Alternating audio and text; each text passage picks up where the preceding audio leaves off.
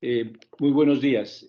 Voy a darles inicio a la actividad de la Sociedad Colombiana de Neonatología del Suroccidente. En esta oportunidad tenemos a nuestro doctor Gustavo Ordóñez, neumólogo pediatra, médico de la Universidad Libre de Cali, pediatra de la Universidad Nacional de Colombia, neumólogo pediatra de la Universidad de Melbourne, Australia, profesor de pediatría de la Universidad del Valle y de la Universidad Libre de Cali.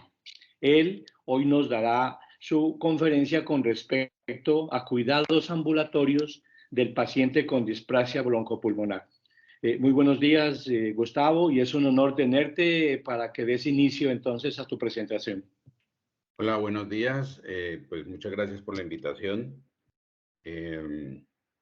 Vamos entonces hoy a hablar un poco sobre manejo ambulatorio del niño con displasia. Les voy a mostrar sobre todo el punto de vista de lo que hacemos en neumología pediátrica cuando recibimos los niños con displasia eh, y como qué factores o qué elementos tenemos en cuenta para el seguimiento de estos niños. Bien. Ok, muchas gracias, Jaime, por tu presentación. Entonces, pues no es tema de la conferencia hablar todo lo referente a definición de displasia broncopulmonar, porque ustedes son expertos en el tema y conocen cómo ha evolucionado este tema de la definición. Básicamente, para hacer un recuento histórico, la definición parte teniendo en cuenta el uso, diría yo, no suplementario, sino complementario de oxígeno, ya sea que el paciente utilice 28 días de oxigenoterapia complementaria después del nacimiento o que utilice el oxígeno complementario hasta completar las 36 semanas de gestación. Y entonces aparecen definiciones a partir del 2001, donde comienzan a tratar de hablar de una displasia leve, moderada o severa, teniendo en cuenta la edad gestacional, teniendo en cuenta los niveles de oxigenación o de oxígeno requerido, específicamente hablando de la FiO2, y aparecen entonces diferentes consensos a lo largo del tiempo. Luego aparece en el 2016 una nueva versión, un nuevo consenso, donde comienza a ser muy importante el tipo de instrumento utilizado para brindar o para oxigenar al paciente, para colocarle el oxígeno al paciente. El tipo de implemento, pero además seguimos hablando de la FiO2. Para ese entonces, 2016, fíjense, todavía se tenía en cuenta al final el uso de la cámara de oxígeno, el HUD. Luego pasa a estar en desuso el HUD y entonces aparecen los consensos a partir de 2019, donde desaparece el HUD y básicamente se tiene en cuenta si el paciente requiere una FiO2 mayor del 21% y para ello requiere o ventilación invasiva o CPAP o ventilación no invasiva o cánula nasal de alto flujo. Y entonces los últimos consensos se fijan o se basan más que todo en este tipo de parámetro para definir si el paciente es leve, moderado o severo. Pero independiente de la definición y independiente del grado de severidad, el paciente finalmente entonces logra salvar o vencer todos los obstáculos que puede tener durante toda su estadía en cuidado intensivo, en cuidado intermedio, y finalmente sale para la casa. Y digo yo, afortunadamente, desde hace ya varios años se instaura el programa y el plan Canguro. Y gracias al programa Canguro, creo yo, cambió la historia de los pacientes que salen con displasia broncopulmonar para la casa, ya que el plan incluye un cuidado integral del paciente, incluye toda una serie de parámetros y de consensos que se siguen para tratar de hacer un seguimiento estricto del paciente en los diferentes parámetros que se deben tener en cuenta. Entonces, estos pacientes van al plan o al programa Madre Canguro y algunos de ellos pasan también por la consulta de neumología pediátrica. Vamos a ver algunos entonces de los elementos que tenemos en cuenta en esa consulta para este tipo de pacientes. Con respecto entonces a la oximetría, pues lo primero que debemos mencionar sobre la oximetría es dos cosas. Una, que dependemos mucho de los equipos utilizados para medir la oximetría. Es decir, que varía mucho el nivel o el resultado de oximetría cuando utilizamos un equipo bastante sofisticado comparado con equipos hoy en día portátiles y algunos incluso no muy exactos. Entonces hay que tener mucho cuidado con esta parte. No debemos tomar decisiones basadas en mediciones hechas con oxímetros portátiles. Estos oxímetros nos pueden dar una idea, pero necesariamente ante la duda de bajos niveles de saturación es importante que el paciente sea evaluado con un equipo adecuado. Los niveles. Pues los niveles también se ha discutido a lo largo del tiempo cuáles son los niveles más apropiados y definitivamente mantener niveles de saturación por encima del 95% en estos pacientes, pues claramente lo saben ustedes, hablamos de toxicidad, hablamos de daños, por ejemplo, a nivel de retina y otra serie de daños por el oxígeno. Y entonces en muchos consensos se recomienda mantener al paciente en niveles de 92 a 95%, pero también esto depende mucho dónde estemos ubicados, porque si estamos ubicados a la altura de Bogotá, pues la saturación es completamente diferente, el nivel normal de saturación es completamente diferente al nivel en Cali. En Cali, hace ya casi unos 12, 15 años, pudimos hacer estudios con el grupo de terapia respiratoria y pudimos determinar que los valores normales en Cali, es decir, la media, mediana y moda para neonatos, para niños menores de 1 año, para niños hasta los 18 años, para adultos sanos, para adultos mayores sanos, fue la misma y estos niveles fueron de 97, 98%, media, mediana y moda, con un rango de 94 a 99, es decir, para nosotros un paciente que tenga menos de 94% y signos de dificultad para respirar, es un paciente que requiere ser complementado en su terapia con oxígeno adicional. Hola. Entonces, importante tener en cuenta dónde estamos ubicados para poder saber cuáles son los valores normales de oximetría. Con respecto entonces a la oxigenoterapia, entonces es claro que se indica... ¿Dónde veo yo eso? ¿Dónde se ve eso? Estoy en mi Mac. Hay micrófonos Sí. abiertos, por favor los apagamos.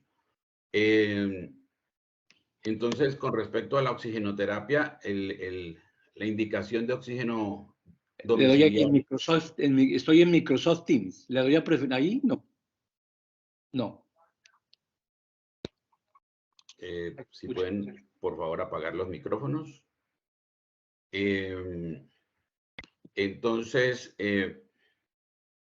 todo paciente que tenga una saturación al aire ambiente menor de 92% y esté egresando con el diagnóstico de displasia broncopulmonar debe recibir oxígeno domiciliario. Todo paciente que respirando al aire ambiente tenga una saturación entre 92 y 95%, pero que tenga adicionalmente un compromiso pulmonar crónico, retraso del crecimiento, a pesar de recibir un buen aporte nutricional, debe recibir oxígeno domiciliario. O todo paciente que esté entre 92 y 95% y tenga diagnóstico de hipertensión pulmonar, también debe recibir oxígeno ambulatoriamente. No está indicado el uso de concentradores de oxígeno. Es muy importante esta parte. Debemos utilizar preferiblemente balas de oxígeno de mantenimiento y de transporte en casa. Y es importante que el flujómetro que utiliza el paciente sea un flujómetro para neonatos, es decir, que el flujómetro logra darme la medida por debajo de 1 litro, logra titularme niveles de 0,2, de 0,3, de 0,4, 0,5 litros por minuto. Este es un punto muy importante para poder establecer las dosis requeridas y luego el destete. La mayoría de los pacientes requieren o utilizamos con ellos cánula nasal. Los prongs utilizados con recién nacidos cada vez han ido mejorando y los prongs de silicona han sido cada vez mejores. Ya hay mucho menos lesiones por las cánulas nasales porque son de mejor material. Y en algunos casos especiales, cuando los pacientes tienen traqueostomía o malformaciones craneofaciales, ha sido necesario utilizar mascarilla. Como los niveles de oxígeno que se utilizan son muy bajos, es decir, casi todos los pacientes están utilizando menos de 0,5, menos de 0,6 litros por minuto en casa. Como estos niveles, estos flujos son tan bajos, por esa razón es que no se recomienda el uso de concentradores de oxígeno, porque la gran mayoría de los concentradores generan flujos entre 2 y 3 litros por minuto. Y no es fácil titular entonces la oxigenoterapia con un concentrador de oxígeno. Adicionalmente, al tener flujos tan bajos, entonces podemos perfectamente conectar el paciente sin humidificación a la bala, ya que los flujos son muy bajos y no producen la resequedad que produce un flujo de 1, 2 o 3 litros por minuto. Para controlar entonces la oxigenoterapia en casa, la oximetría es el método de elección. Es importante enseñarle a los padres a llevar un control de la oximetría y que en cada uno de los controles nos informen cómo es la oximetría del niño despierto durante el sueño, cuando se alimenta, cuando llora, porque nos va a dar una idea de cómo se está comportando el pulmón con respecto a diferentes situaciones de estrés. No es confiable la oximetría intermitente para tomar decisiones con respecto a la oxigenación del paciente y lo más recomendable es tener oximetrías continuas de 6 horas para tomar decisiones con respecto a los cambios de niveles de oxigenoterapia en casa. También se puede utilizar la polisomnografía como un recurso para lograr tener una mejor idea de los niveles de oxígeno, de cómo se comporta el paciente durante el sueño y en vigilia, aunque es un recurso para nosotros un poco más costoso y más difícil. No hay suficientes unidades que hagan polisomnografía en el país, en nuestra región, y entonces pues no es un recurso tan fácil de utilizar. Existe, pero no hay la suficiente cantidad de equipos brindando este servicio. Adicionalmente, no tenemos suficiente personal entrenado para interpretar las polisomnografías de los niños. Eso es bien importante. Con mucha frecuencia recibimos resultados de polisomnografías interpretados por especialistas no en niños, con algunas interpretaciones erradas al uno comenzar a mirar el detalle de los registros de los eventos sucedidos durante la polisomnografía. Vemos que con mucha frecuencia hay interpretaciones erradas porque han sido hechas por especialistas no en pediatría. Ahora, para retirar el oxígeno, entonces utilizamos la evaluación clínica, es decir, la frecuencia respiratoria, el crecimiento del paciente, y esto combinado con la información que nos está dando la oximetría o la polisomnografía, además el ecocardiograma que nos debe estar informando sobre la presencia o no de hipertensión pulmonar. Importante para poder tomar la decisión de retirar el oxígeno domiciliario, verificar que el paciente tiene un crecimiento corporal normal y que, como les decía, no tiene signos de hipertensión pulmonar en el último mes. El retiro se inicia gradualmente y entonces el paciente comienza después de un tiempo a utilizar, cuando demuestra que está creciendo, que no tiene signos de hipertensión pulmonar, comienza entonces a utilizar el oxígeno ya solamente durante los momentos en los cuales se alimenta, cuando el niño está llorando, y esto logramos, y durante el sueño. Y entonces el paciente lentamente comienza a destetarse del oxígeno y va mostrando cómo es capaz de mantener saturaciones entre 92 y 95%. Entonces, se considera que el retiro es fallido cuando al intentar retirar el oxígeno, la saturación cae del 92%. Se considera que el retiro es exitoso cuando al retirar el oxígeno, el paciente al aire ambiente mantiene saturaciones por encima del 92%. Esto de acuerdo a los consensos. Y si después de 2 a 4 semanas sin el oxígeno domiciliario durante el día, el niño está aumentando satisfactoriamente de peso y no ha habido eventos como apneas, pausas respiratorias, eventos cianóticos, se considera que el retiro del oxígeno fue exitoso. Idealmente, hacer un estudio de sueño al aire ambiente para determinar que efectivamente el paciente se encuentra en un buen estado después de haber retirado el oxígeno. Y como les mencionaba, lo ideal es que hagamos una polisomnografía o una oximetría continua de 6 horas. Bueno, ya habíamos mencionado lo referente al peso.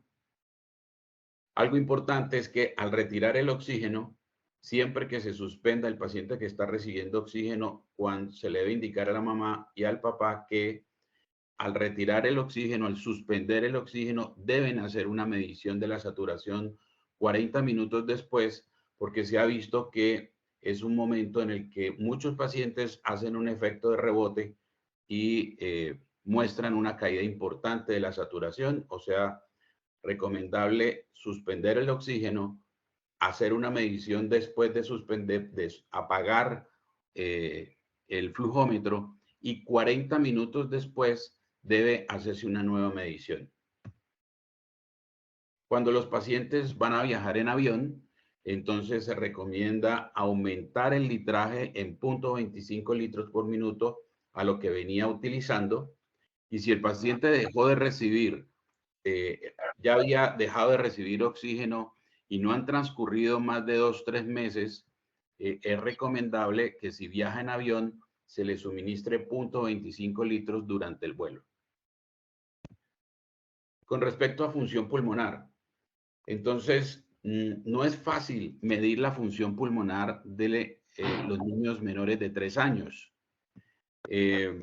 Las alteraciones en la función pulmonar pueden ser menor capacidad vital forzada, volumen expiratorio forzado en el primer segundo disminuido, flujo expiratorio forzado, o sea, el FF2575, y un mayor volumen residual. Esas son las alteraciones detectadas en pruebas de función pulmonar de equipos que generalmente son equipos de experimentación.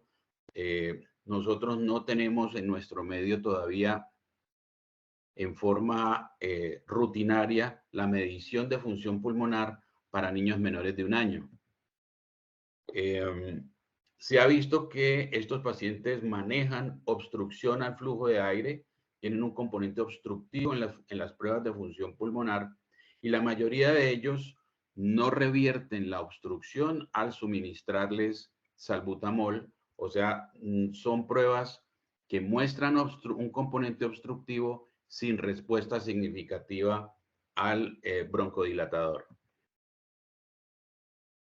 Un 50% de los niños con displasia broncopulmonar, al hacerles función pulmonar, se ha visto que tienen hiperreactividad de las vías respiratorias. Los niños con displasia broncopulmonar en la edad escolar reportan más tos crónica y síntomas similares al asma. Esto comparado con niños sin displasia. Los adultos con displasia broncopulmonar o que tuvieron displasia broncopulmonar en la niñez y que sobreviven a la edad adulta, estos adultos se ha visto que tienen más hiperreactividad bronquial en las vías respiratorias bajas y menor tolerancia al ejercicio.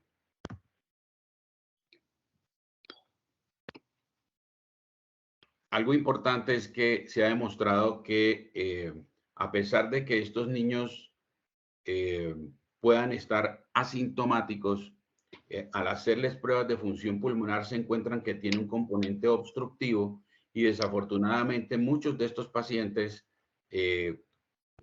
digamos que están con su componente obstructivo, no han sido detectados y no reciben tratamiento ya que no contamos en muchas áreas, no contamos con el recurso de medir función pulmonar en un niño pequeño, en un niño menor de 1 año.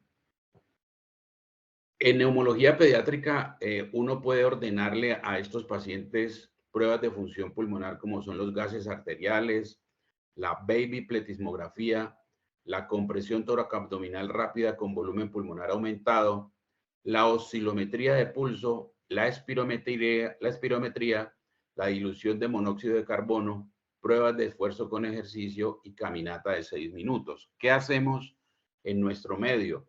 Hacemos gases arteriales, hacemos oscilometría de impulso. En este momento estamos haciendo la oscilometría de impulso en Valle de Lili y en el Club Noel. Se hace a partir de los 3 años de edad.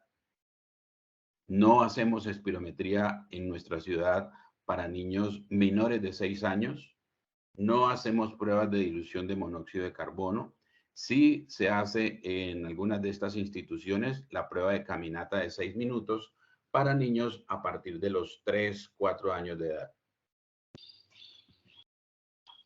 Con respecto a imágenes, entonces, la tomografía de alta resolución se ha visto que se caracteriza en estos pacientes por presentar opacidades lineales y triangulares, atrapamiento aéreo, mosaico de perfusión. No tan común, se evidencian signos de consolidación y engrosamiento de la pared bronquial. Pero, muy importante, debemos ordenar tomografía de tórax solo a aquellos pacientes con sospecha de complicaciones o comorbilidades. La tomografía no es un examen de rutina para estar solicitándole a todos los pacientes con displasia broncopulmonar en su control ambulatorio.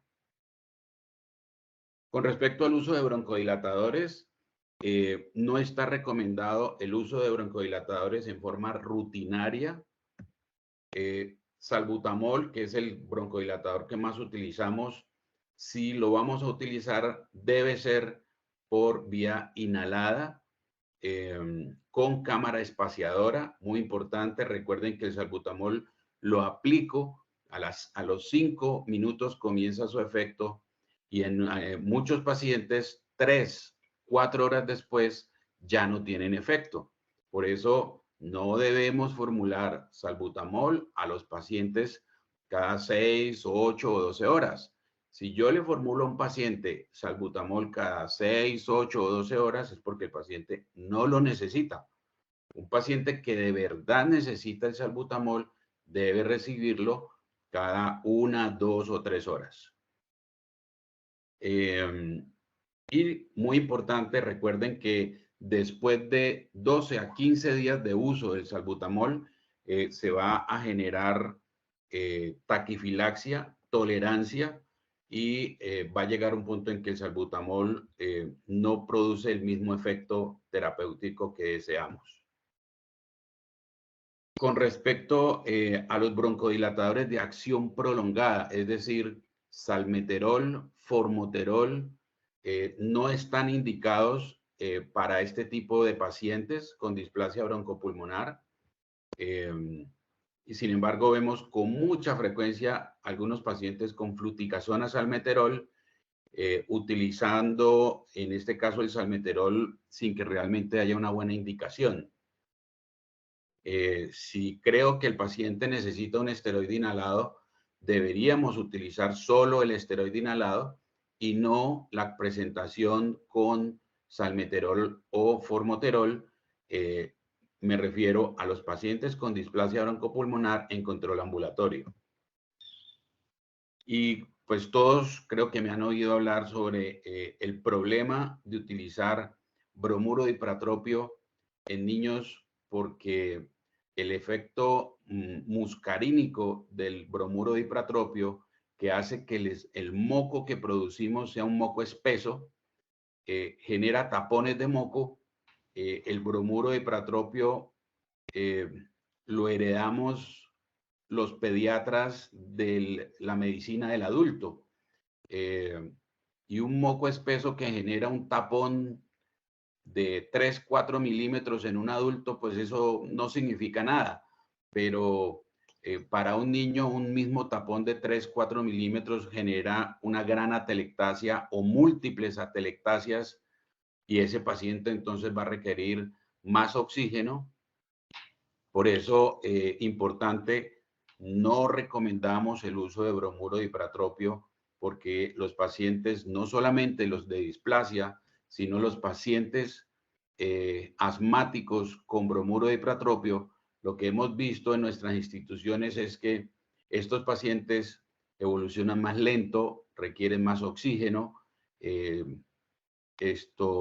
se demoran un poco más en salir para la casa. Los esteroides inhalados, entonces, la mayoría de los estudios en pacientes con displasia broncopulmonar y esteroides inhalados han mostrado que estos pacientes reducen la necesidad de oxígeno al utilizar esteroides inhalados, utilizan menos esteroide sistémico, mejora la distensibilidad pulmonar, disminuye la resistencia de las vías aéreas. Sin embargo, a pesar de estos resultados, no está estandarizado porque los estudios no han mostrado gran beneficio en el uso continuo de los esteroides inhalados en estos pacientes. Cuando tengo pacientes que característicamente están haciendo cuadros repetidos de infección respiratoria viral y se comportan como asmáticos, o sea que hacen sibilancias, hacen tos seca, hacen dificultad para respirar, estos pacientes deben utilizar esteroide inhalado. Y si estos episodios son muy recurrentes, muy frecuentes, ese paciente debe recibir esteroide inhalado al menos continuo por 3 a 4 meses. Otros medicamentos, entonces todos hemos visto cómo la vitamina A y la vitamina D en este tipo de pacientes cada vez ha ido demostrando que es importante asegurarnos unos buenos niveles de vitamina A y D en estos pacientes. en discusión por un tiempo la utilización de los probióticos. Hemos visto cómo los probióticos se han ido especializando y ahora vemos cómo aparecen probióticos especializados para el sistema nervioso central, para el intestino, para el pulmón, para la piel. Bueno, en el caso de los pacientes con displasia broncopulmonar, pues los consensos no afirman que tengamos que utilizar de rutina en todos los pacientes probióticos. Y obviamente el mejor probiótico para un paciente con displasia broncopulmonar es la leche materna. La lactancia materna es la mejor fuente de probióticos y es allí donde sí deberíamos hacer mucho más énfasis. La utilización de omega 3 en estos pacientes, pues hay diferentes estudios mostrando que el utilizar omega 3 podría mejorar en ellos la capacidad de aprendizaje, el desarrollo neurológico, pero todavía no hay un consenso. Sí lo hay con respecto a las leches maternizadas, pero no lo hay con respecto a dar suplementos o complementos de omega 3 específicamente. También aparece la discusión sobre el uso del broncovaxón o bronchovaxón en estos pacientes. Y este es un estudio que apenas está en curso y básicamente está dirigido hoy en día a darle este medicamento a recién nacidos que tienen antecedentes y riesgo más alto de desarrollar asma en el futuro. Estos pacientes, existe un estudio hoy en día muy grande en Estados Unidos donde le están dando a unos pacientes bronchovaxón, a otros pacientes placebo, y están mirando si estos pacientes al recibir bronchovaxón, o sea, lisados bacterianos, estos pacientes modulan la parte de la parte inmune y entonces los linfocitos TH1, TH2, ese balance, ese equilibrio se desvía más hacia TH1 al utilizar lisados bacterianos. Eso es lo que dice la teoría. Y entonces estos pacientes hacia el futuro, al ser menos TH2, serían menos alérgicos y menos asmáticos. Pero como les digo, este es un estudio que está en curso, que todavía del cual no hay una conclusión y no hay una recomendación contundente al respecto. Se discutió por mucho tiempo el uso de Montelukast, tanto en el paciente con displasia como en el paciente asmático. Por mucho tiempo utilizamos toneladas de Montelukast en nuestros pacientes. Afirmábamos que el Montelukast en efectos secundarios era lo mismo que dar agua y, oh sorpresa, no es cierto. Desde hace unos 8 o 10 años comenzamos a encontrar publicaciones y en nuestros propios pacientes, muchos de ellos con efectos secundarios a nivel de trastornos del comportamiento, niños con problemas de pesadillas, trastornos del sueño, trastornos de aprendizaje, enuresis, encopresis, ansiedad, depresión y en los grandecitos, en los adolescentes, ideación suicida. Entonces, definitivamente creo que no es un medicamento inocuo, no es un medicamento libre de efectos secundarios y creo que debemos llenarnos mucho de motivos para formularlo. Personalmente dejé de formularlo porque no me parece justo convertir a mi paciente en un paciente psiquiátrico en aras de quitarle los síntomas respiratorios.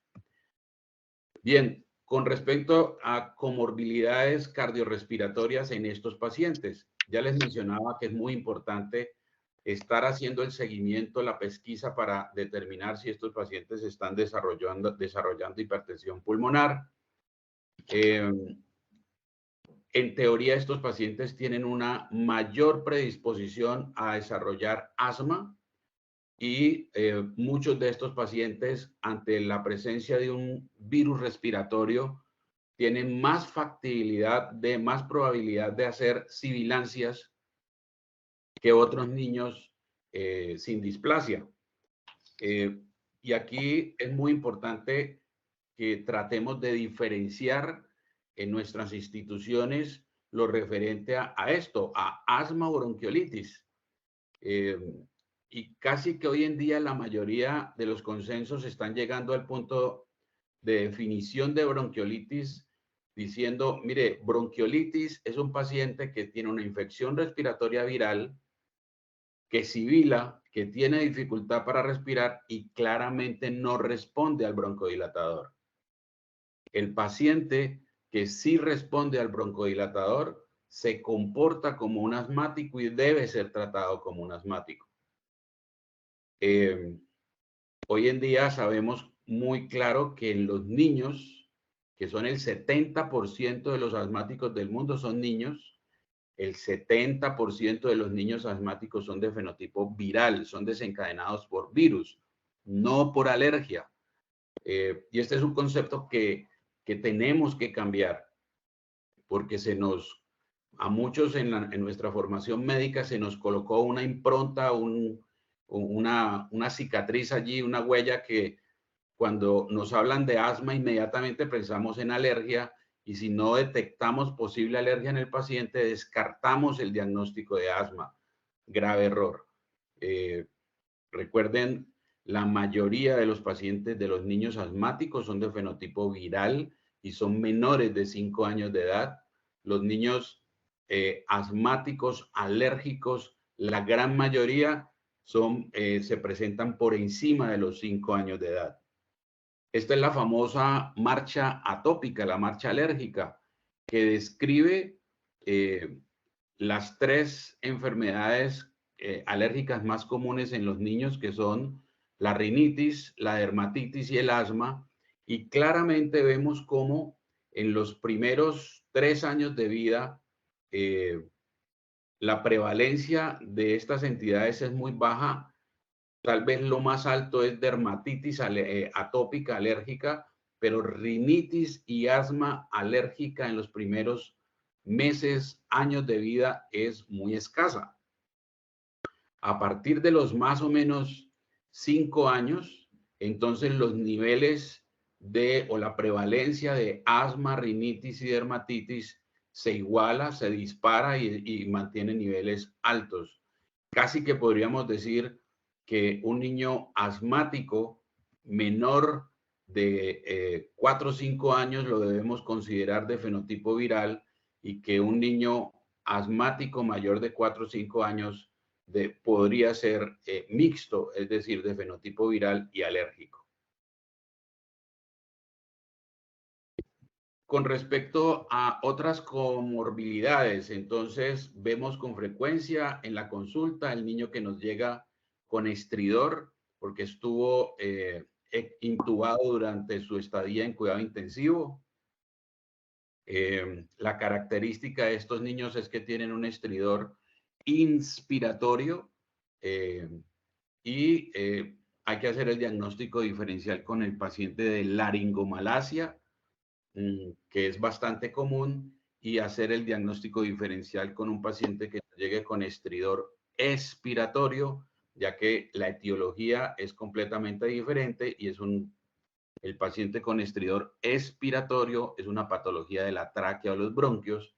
En cambio, el paciente post-extubación característicamente es inspiratorio. Las malasias de la vía aérea generan en estos pacientes con frecuencia, entonces estridor también en laringomalacia. Algunos pacientes tienen tráqueo y broncomalacia. Para ello, entonces, en estos pacientes hacemos nasolaringoscopia y broncoscopias.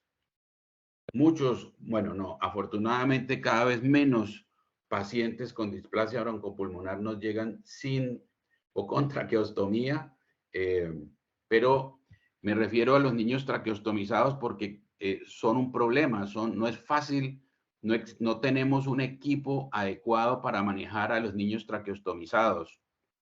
Es decir, me refiero a que los niños traqueostomizados deberían ser manejados exclusivamente por otorrinolaringólogos entrenados en pediatría y no por otorrinolaringólogos generales o que también manejan adultos, porque el manejo es muy diferente y las pautas para decanular estos pacientes varían mucho. Entonces, debemos tratar de tener en nuestras instituciones a los niños traqueostomizados valorados, supervisados por otorrinos expertos en pediatría. Los pacientes con displasia broncopulmonar es más factible, es más probable que hagan trastornos del sueño, es decir, apnea, hipopnea o pausas respiratorias.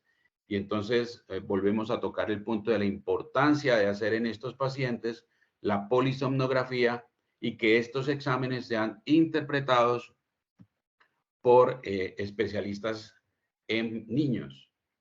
Hay que mencionar la importancia de recomendarle a los padres el que estos niños deben dormir en decúbito lateral, no en decúbito prono, porque está demostrado a través del tiempo que los niños en decúbito prono en sus primeros 8 o 10 meses de edad pueden tener mayor prevalencia, mayor casuística de muerte súbita.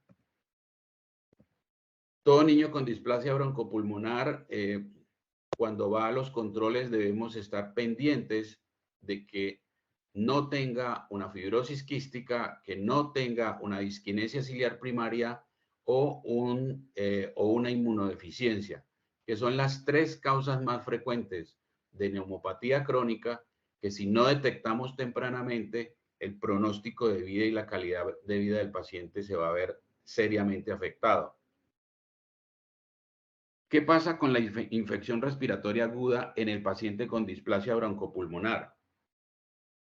Está demostrado que el paciente con displasia broncopulmonar que recibe lactancia materna se comporta mejor, le va mejor que aquel paciente que no recibió lactancia materna. Insistimos entonces mucho en auspiciar, en estimular a la madre para que lacte a estos pacientes.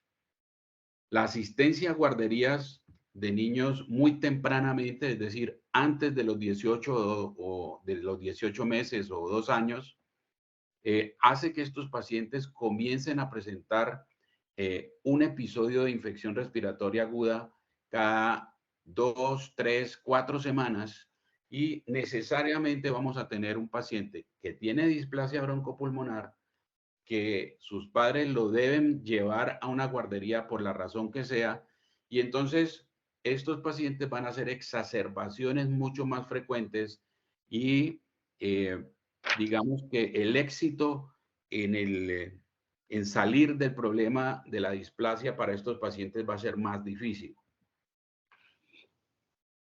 Tocamos el punto importante con respecto a infección respiratoria y vacunación.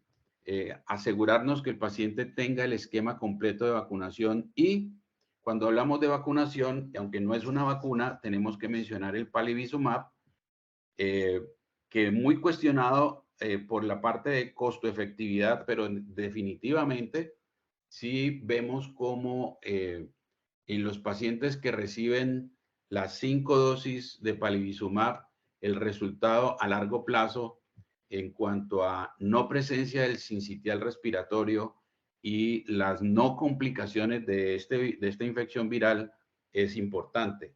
Vienen saliendo nuevas moléculas que actualmente están siendo investigadas, moléculas que también son anticuerpos monoclonales parecidos al palivizumab y moléculas que probablemente los pacientes no van a requerir 5 dosis, sino solo una dosis, lo cual es bastante prometedor. Este es un estudio, un protocolo del cual estamos siendo parte hoy en día en el Centro de Investigación en Imbanaco.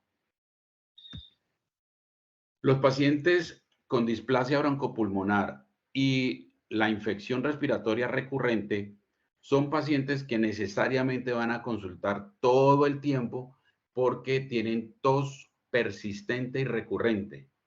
Y en estos casos, nosotros como pediatras intervenimos iatrogénicamente formulando medicamentos expectorantes, formulando a estos pacientes con medicamentos que aumentan la secreción de moco y un paciente necesariamente con aumento en la secreción, en el volumen del moco, pues necesariamente va a tener que toser más. No recomendamos el uso de expectorantes mucolíticos en este tipo de pacientes. Cuando hablamos de infección respiratoria y hablamos de medio ambiente en estos pacientes, insisto mucho en el cuidado del niño con displasia broncopulmonar y la posibilidad de que sea fumador pasivo. Recuerden que por cada 3 cigarrillos que se fuman delante de un niño, ese niño se fuma un cigarrillo. Recuerden que por cada 6 veces o cada 6 cigarrillos que el familiar se fuma afuera en el balcón o en el patio y en las siguientes 2 horas entra y está en contacto con el niño, a la 6ª vez ese niño se fumó un cigarrillo. Y definitivamente un paciente con displasia broncopulmonar y fumador pasivo, pues obviamente que su evolución no va a ser la mejor y su respuesta va a ser poco satisfactoria. Ya les mencioné cómo no debemos confundir al paciente pequeño, al paciente menor de 3 años con los síntomas respiratorios de infección viral y alergia. Comparten las gripas, los resfriados y la alergia, comparten algunos síntomas. Conjuntivitis, rinorrea, sinusitis, pero es muy importante que semiológicamente hagamos el ejercicio, ya que la alergia se caracteriza por tener prurito, por tener rinorrea cristalina, por no tener fiebre, por no tener secreciones purulentas. Y es muy importante esto porque cuando nosotros tenemos en la balanza o un evento alérgico o un evento infeccioso, lo que vamos a tener allí detrás es un moco de diferentes características para cada entidad. Y si nosotros intervenimos el moco de una infección viral como si fuera una alergia, o sea que le damos antihistamínicos, antialérgicos, este paciente va a espesar el moco y se va a complicar. Todos conocemos fibrosis quística y cómo el paciente con fibrosis quística que tiene un moco espeso por un problema genético, estos pacientes, por tener un moco espeso, no movilizan adecuadamente el moco, hacen tapones, obstrucción del moco, se infecta el moco, hacen inflamación crónica y aparece esto que vemos en la parte inferior derecha, que son bronquiectasias. Bueno, quiere decir, un paciente que tiene un moco espeso que no fluye, se infecta fácilmente y cuando nosotros a una virosis respiratoria le formulamos antihistamínicos, antigripales, lo que estamos haciendo es espesando el moco, generando lagunas de moco en oído medio, en senos paranasales e incluso en el pulmón y generando sobreinfección bacteriana al cabo de unos pocos días. Bien, esto que les acabo de relatar o de mencionar fue tomado principalmente de estas referencias. Y bueno, muchas gracias. Quedo pendiente o alerta a alguna pregunta o alguna consulta. Te agradezco muchísimo, Gustavo, porque ha sido una presentación excelente. quiero manifestarle a los participantes que si desean hacer alguna pregunta pueden levantar, hacer la mano y con el ingeniero les podemos dar y pasarles las preguntas. Igualmente, aquí ya tengo algunas preguntas que quisiera realizarte.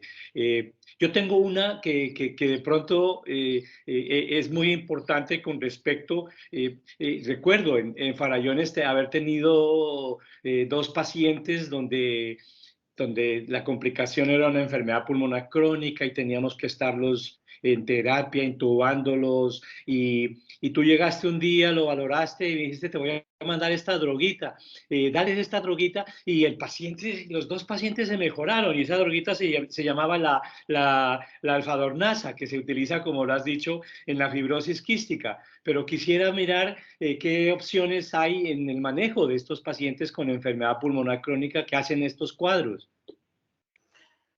Bueno, sí, gracias, Jaime.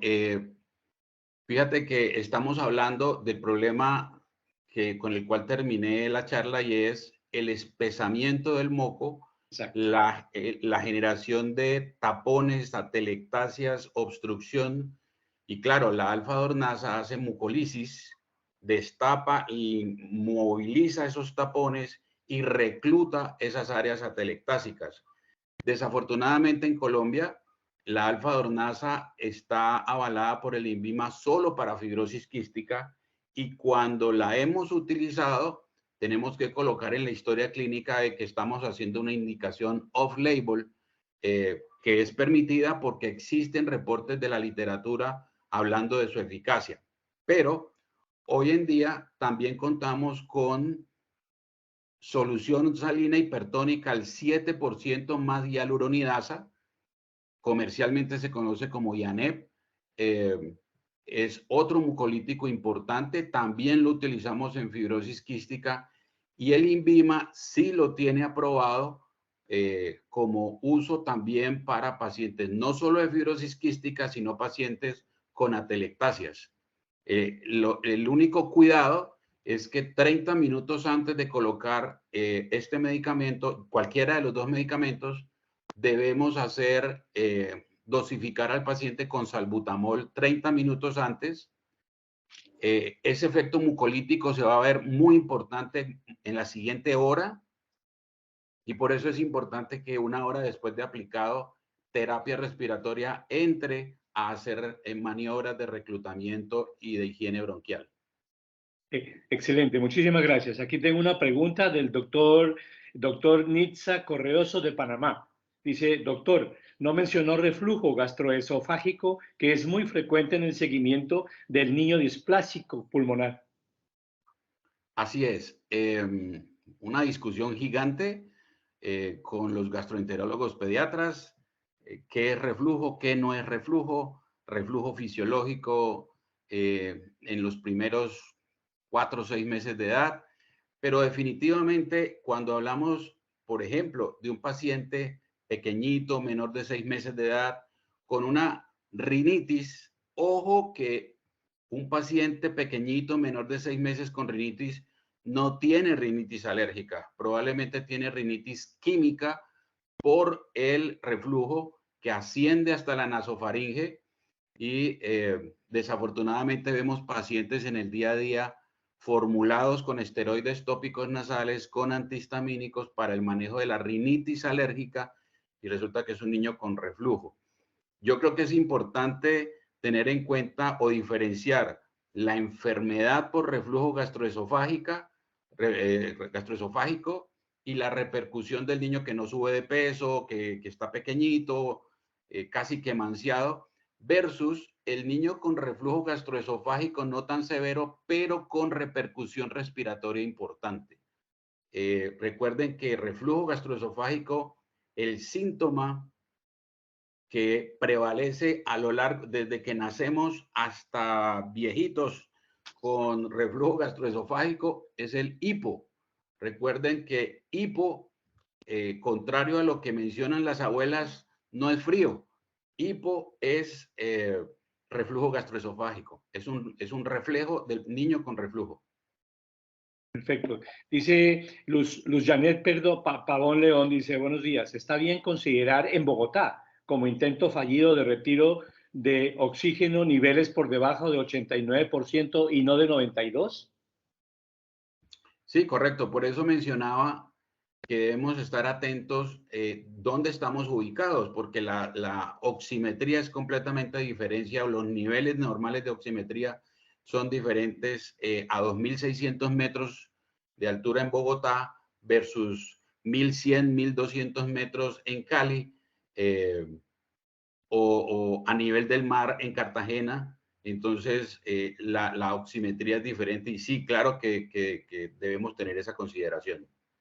Perfecto. Dice María Murillo, al utilizar oxígeno en casa con balón de oxígeno, ¿cómo garantizar la humidificación y la temperatura? Yo les mencioné que cuando utilizamos oxígeno domiciliario, los flujos son muy bajitos, muy pequeños, generalmente por debajo de 0.5 litros por minuto. Y estos flujos tan bajos, que son importantísimos para el paciente, pero no son tan altos que me generen resequedad o flujos fríos. Por eso, en estos pacientes con estos flujos no se requiere humidificador y no se requiere calentadores especiales para que el oxígeno no entre frío. Perfecto. Dice aquí el doctor Fausto Álvarez y dice, ¿cómo manejar entonces una gripa con las pocas herramientas que nos quedan? Bueno, lo primero es que una virosis respiratoria normal debe tener temperatura o fiebre en los primeros 3 a 5 días y debemos tratar de manejar esa parte. Debemos garantizar que las secreciones del paciente sean fluidas y por eso insistimos tanto en la buena hidratación del paciente. En algunos pacientes con obstrucción nasal debemos utilizar lavados nasales con solución salina porque la noche puede ser incómoda al tener obstrucción nasal. Y pues tengo que mencionar que algunos utilizamos hoy en día algunos recursos de medicina biológica que estimula la producción de interferón, que a su vez hace que la replicación viral sea menos, sea mucho menos, y el curso de una virosis sea más corto. No menciono pues nombres comerciales por conflictos de interés, pero sí menciono que existe esa opción. Y muy importante, la virosis respiratoria de ese niño que característicamente hace unas virosis de 20 días de evolución, que curiosamente son niños que terminan en urgencias nebulizados. Ojo que esos pacientes probablemente son asmáticos de fenotipo viral y a ese paciente con una simple virosis, si yo lo intervengo tempranamente con esteroide inhalado y salbutamol en los primeros 5 a 7 días, muy tempranamente, ese paciente no va a desarrollar inflamación y broncoespasmo, no va a terminar en una atención prioritaria y le va a ir mucho mejor. Muchísimas gracias, Gustavo, y un abrazo. Muchas gracias.